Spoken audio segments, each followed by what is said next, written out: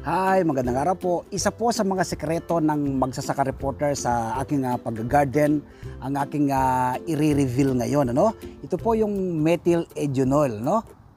Fruit fly trap using methyl eugenol. Ang ating fruit fly trap ay sariling gawa ko lang po sa mga bote po ng soft drinks. Lahat po ng matatrap na fruit fly, hindi na po makakalabas sa mamamatay na po yan sa loob ng bote.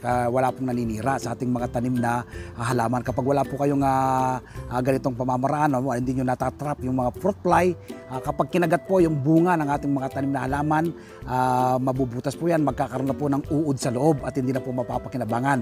Kaya po maninilaw na siya, no?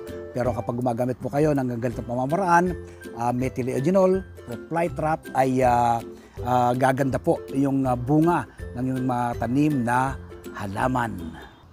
Yun, marami na po yung natrap sa loob. Oh. Nasa loob na po yung mga fruit fly. Yung pa po yung iba nasa labas. Ito po, no? Tapos yung iba nasa loob na. Umamatay na po dyan sa loob na yan. So yan po yung nasa loob na. Oh. Yan pong mga nakikita nyo pong black na yun sa ilalim. Yan po mga nauna na po nating natrap yan. Ano? So ito po, ito mga bagong huli lang po yan. Yan, bagong huli lang po yan. Yan, no? Tapos ito. Yan. Tapos meron pa po sa ito nasa ano pa po takip, ano? Takip ng bote ng soft drinks, di pa sila nakakapasok. Papasok po mamaya sa loob ng bote. So ito po yung mga sekreto ng magsasaka reporter, no?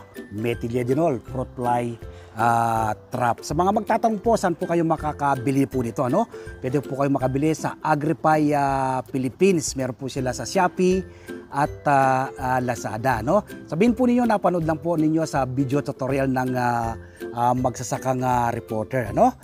May-ari po ng Agripay Philippines ay si Isabel Rehano, no?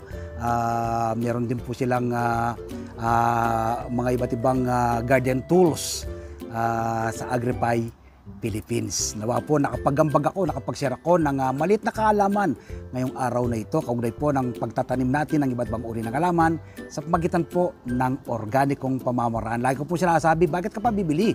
Kung pwede ka naman pong magtanim tulad po ng aking ginagawa. Ano pong magagawa, maitutulong po sa inyo kapag kayo nagtatanim? Una po, makakatipid ka. Pangalawa, masustansya sa pagsasalawa ng buong pamilya. At pangatlo, makakatulong ka sa pagpreserba sa ating inang kalikasan. So magtanim din po kayo ng iyong sariling pagkain. Maraming salamat po. Happy farming and God bless.